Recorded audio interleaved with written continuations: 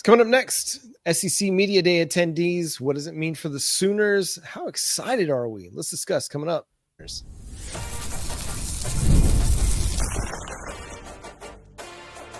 You are Locked On Sooners, your daily podcast on the Oklahoma Sooners. Part of the Locked On Podcast Network, your team every day.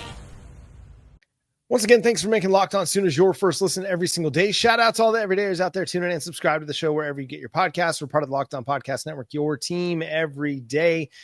The SEC Media Days will be coming Monday through Thursday next week, and Oklahoma's representatives at SEC Media Days will be head coach Brent Venables, quarterback Jovantae, and a couple 2022 signees, R. Mason Thomas and Robert Spears-Jennings. I love, Jay, that these 2022 guys are getting the love because these are the guys that have been here for 4 years. They've trusted the process, and now they're the core of this team.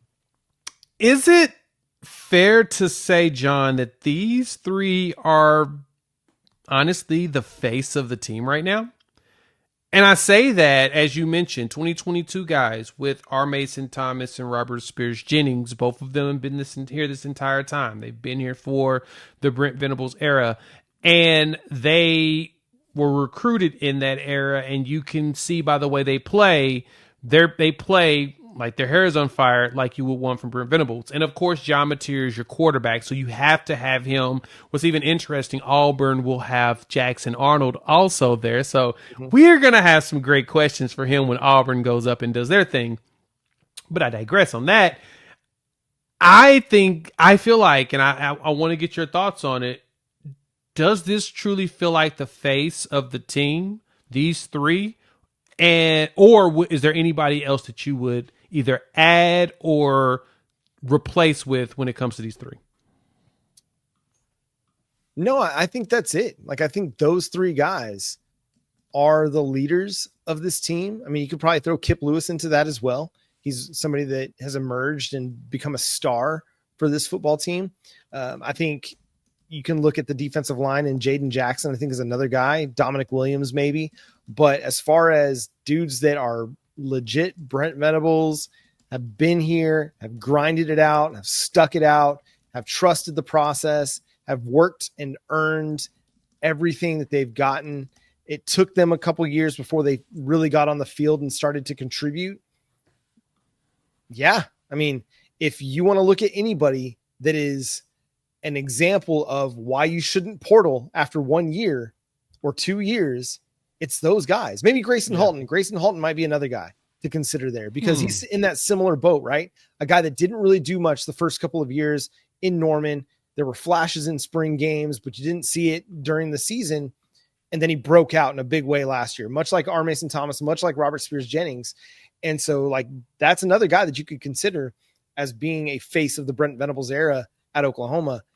And they're going to be key, man. They're going to be absolutely critical to Oklahoma's success this year, especially on the defensive side of the ball. But you've got to have those kind of guys because it says to the younger guys, especially, like, listen, you may not be getting the snaps that you want right now. You may not be where you want to be on the depth chart right now. But look at these two guys. They weren't where they wanted to be either, but they just kept sticking with it. They kept trusting their assistants and trusting the plan in place. And here we are now. They're really the face of this team. I think you're right on point with that. Gracen Halton's an interesting name to throw in there. And I only say that because even though we've seen the flashes of him on the field, I don't know if he's become that dude that's kind of synopsis with the Oklahoma defense yet. Like Danny Stutzman was the defense. Billy Bowman was that other guy.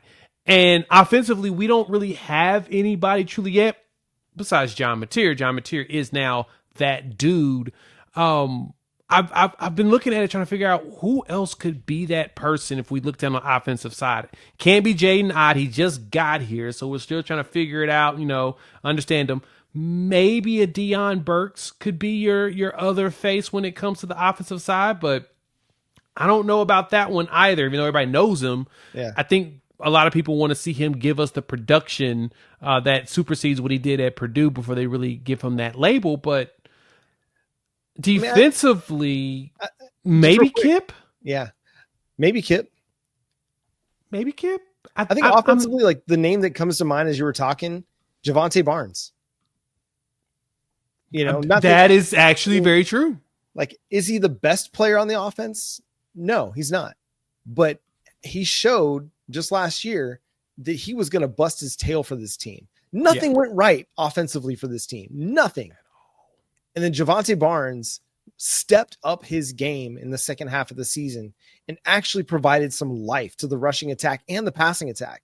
Like, his effort was something else, man. It was something to watch. Like, when you had nothing else going for you offensively, Jovantae Barnes was busting his tail for this team.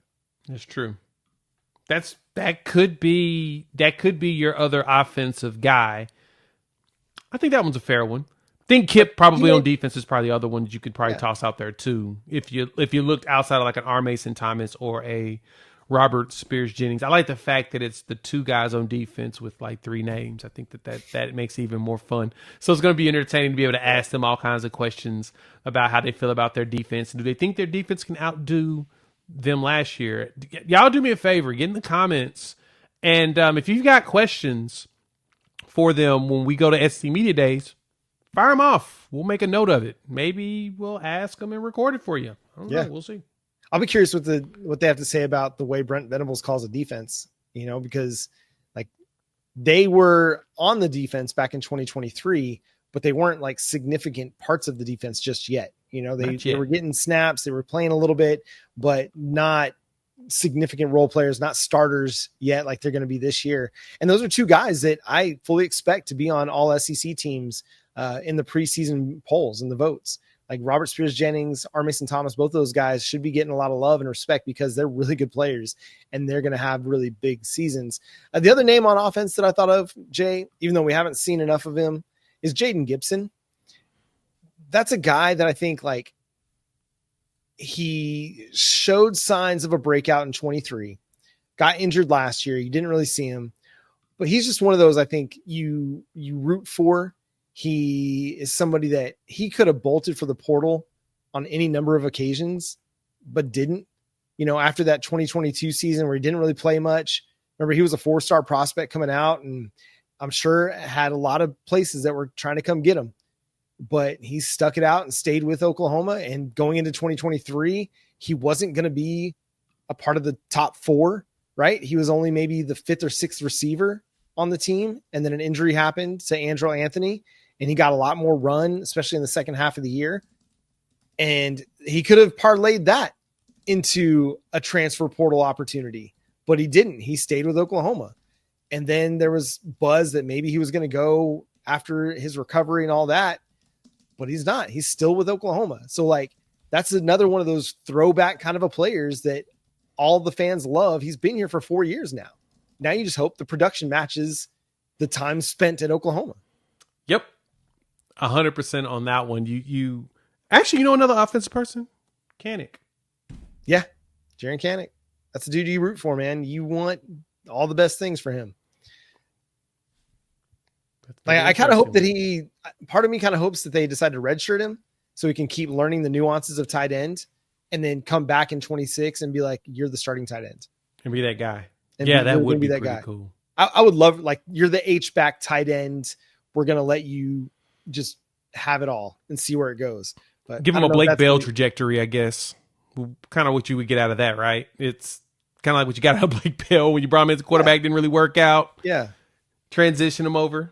Yeah. Good work. Yeah. I don't know, man. Like, who knows? But if he plays this year and he gets out on the field and he performs, I still think he's got a shot at the NFL because he's going to be a special teams guy at the very least for somebody. Yeah. Put him in a special teams role, put him on an offense like San Francisco where they know how to use athletic players that don't really have a position. They can figure it out. Anyway, it's going to be exciting times. Let us know what you want us to ask at SEC Media Days, who you want us to try to run into and talk to. We're going to try and talk to our boy Jackson Arnold if we can, see what it's like down there at Auburn, Alabama, and hopefully he's got some healthy wide receivers this year. But coming up next, we're going to talk through Athlon's All-American team, who should be on this team that isn't. We'll discuss coming up on Locked On Sooners.